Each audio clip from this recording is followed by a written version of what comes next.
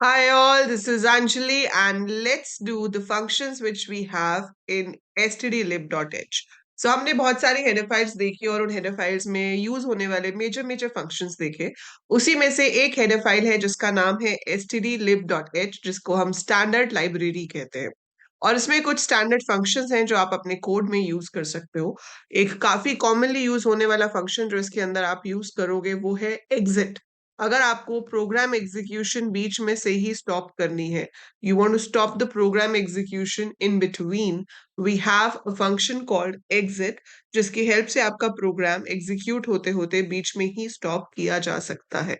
ठीक है, उसे कहते हैं एग्जिट। एग्जिट के ब्रैकेट में हम जीरो पास कर सकते हैं।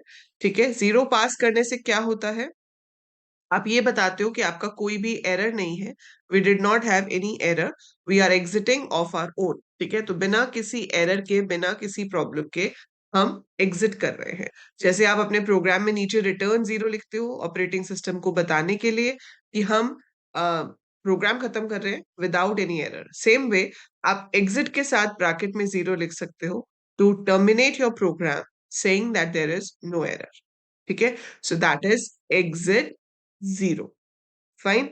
अब ये तो stdlib में होता ही है, इसके अलावा भी आपके पास कुछ कन्वर्जन फंक्शंस होते हैं, जैसे कि I have a to i, a to l, a to f। That means कि आपके पास जो स्ट्रिंग टाइप की वैल्यूज हैं, अगर आप उन स्ट्रिंग टाइप की वैल्यूज को कन्वर्ट कराना चाहते हो इंटेजर टाइप में, फ्लोट टाइप में, तो वहां पर आप क्या यूज कर सकते हैं, आप यूज कर सकते हैं इन फंक्शंस को। So these functions will help you do that. For example, मेरे पास है a टू i, जैसे हमने कमांड लाइन आर्ग्यूमेंट्स किया और हमने वहां पे देखा कि कमांड लाइन आर्ग्यूमेंट्स में हर चीज स्ट्रिंग की फॉर्म में ही रीड होती है।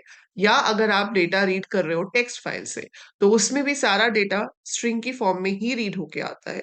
पर आपको पता है कि वो चाहे ये लिखा हुआ है, पर वो एक्चुअली में तो इंटेजर है। तो आपको क्या करना है, आपको इसको कन्वर्ट कराना है इंटेजर वैल्यू में। So if you want to convert it to integer value, तो आप a टू i का इस्तेमाल कर सकते हो। ब्रैकेट में आप एक स्ट्रिंग पास करोगे और बदले में वो आपको एक इंटेजर देगा। ठीक है, सो आपके पास आ रही है string, but you can convert it into an integer like this. जैसे मान लो आपके पास कमांड लाइन आर्ग्यूमेंट 1 में एक नंबर आया है, तो आप यहाँ पर ले सकते हो int num is equal to, अगर आप ऐसे लिखोगे तो ये आपको एरर दे देगा, दिस इज नॉट पॉसिबल। पर आप ऐसे जरूर कर सकते हो, int num is equal to a to i argv1, so this is possible and it will convert। ठीक है, अगर आपका लॉन्ग टाइप का वेरिएबल है तो आप a टू l यूज कर सकते हो। अगर आप फ्लोटिंग पॉइंट नंबर यूज कर रहे हो, पॉइंट्स में है, तो आप a टू f भी यूज कर सकते हो। इसके अलावा जो हमारी alloc.h एक हेडर फाइल होती है, जिसके अंदर हमारे मेमोरी एलोकेशन के फंक्शंस होते हैं, जैसे कि कैलॉक, मैलॉक एंड ऑल। अगर आप alloc.h यूज नहीं कर रहे हो, क्योंकि जो लेटेस्ट जीसीसी कंपाइलर्स हैं उसमें हम इस फाइल को अलग से यूज ही नहीं करते, तो आपके मेमोरी एलोकेशन के जो फंक्शंस हैं सारे, वो भी किस में आ जाएंगे, एसटीडी लिब में। तो लेटेस्ट कंपाइलर्स में मेमोरी एलोकेशन जिससे होती है, जो कि है कैलॉक, मैलॉक, ये फंक्शंस मैंने आपको समझाए हुए हैं जब हमने पॉइंटर्स किए थे, उसके साथ डायनामिक मेमोरी एलोकेशन की थी। आई हैव एक्सप्लेन्ड यू कि ये फंक्शंस कैसे काम करते हैं। वी आल्सो हैव रीएलॉक, मेमोरी को रीएलोकेट करने के लिए, एंड वी हैव फ्री, जिससे आप मेमोरी को फ्री कर सकते हो।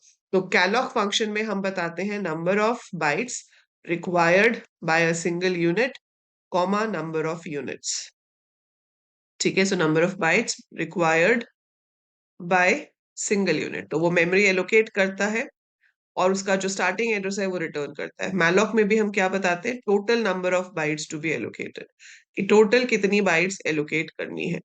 रीएलोक में हम जो ओरिजिनल पॉइंटर है, जो पहले से मेमोरी एलोकेटेड है, उसका एड्रेस देते हैं प्रीवियस पॉइंटर का, और अब बताते हैं कि अब हमें कितनी मेमोरी चाहिए। सो न्यू साइज हम यहाँ पर बता देते हैं, और फिर वो मेमोरी को रीएलोकेट करके हमें बदले में क्या देता है, नया एड्रेस जहां पर वो डेटा स्टोर होगा।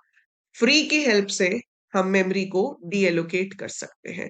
So with the help of free, आपकी जो मेमोरी है जो एलोकेटेड है वो फ्री हो जाएगी। आपको ब्रैकेट में सिर्फ पॉइंटर का नाम देना होता है, तो वो मेमोरी फ्री हो जाती है। अब ये कैसे कैसे काम करते हैं, कहाँ यूज होते हैं, ये इनकी अपने स्पेसिफिक टॉपिक की वीडियोस में एक्सप्लेन है। इस वीडियो में मैं आपको सिर्फ बता रही हूँ कि एसटीडी लिब में कौन कौन से फंक्शंस होते हैं।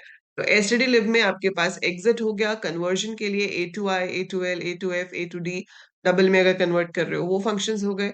And you have memory allocation functions, तो आपके पास मेमोरी एलोकेट करने के लिए एंड डी एलोकेट करने के जो फंक्शंस हैं, that is available in stdlib.h, that means standard library header file.